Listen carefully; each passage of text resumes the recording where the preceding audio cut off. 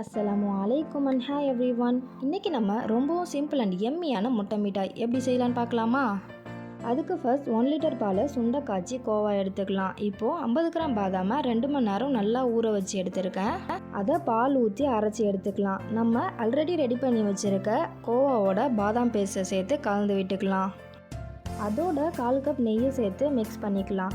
Next இதில் 6 முட்டை add பண்ண போகிறேன். நான் ஒன்றா சேர்த்து கலந்துக்கிறேன். இப்போது மெஷரிங் கப்பில் 1 கப் சுகர் சேர்த்த அப்புறம் இந்த மாதிரி ஒரு தண்ணி கன்சிஸ்டன்சியில் இருக்கும். முட்டை வாசனை வராமல் இருக்க ஏலக்காய் தூள் போட்டுக்கலாம். இப்போது ஸ்டவ் ஆன் பண்ணி 5 மினிட்ஸ்க்கு நல்லா குக் பண்ணினா பேட்டர் கன்சிஸ்டன்சிக்கு வரும். நெக்ஸ்ட் நம்ம ரெடி பண்ணி வச்சுருக்க பேனில் பேட்டரை ஊற்றி 30 மினிட்ஸ்க்கு வேக வச்சு எடுத்துடலாம்.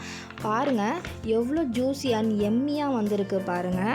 இந்த வீடியோவோட ஃபுல் லிங்க் வேணும்னா டிஸ்கிரிப்ஷனில் கொடுத்துருக்கேன். ட்ரை பண்ணி பார்த்துட்டு எப்படி வந்துச்சுன்னு கமெண்ட் பண்ணுங்கள். இந்த வீடியோ உங்களுக்கு பிடிச்சிருந்தா லைக் பண்ணுங்கள், உங்கள் ஃப்ரெண்ட்ஸ்க்கெலாம் ஷேர் பண்ணுங்கள்.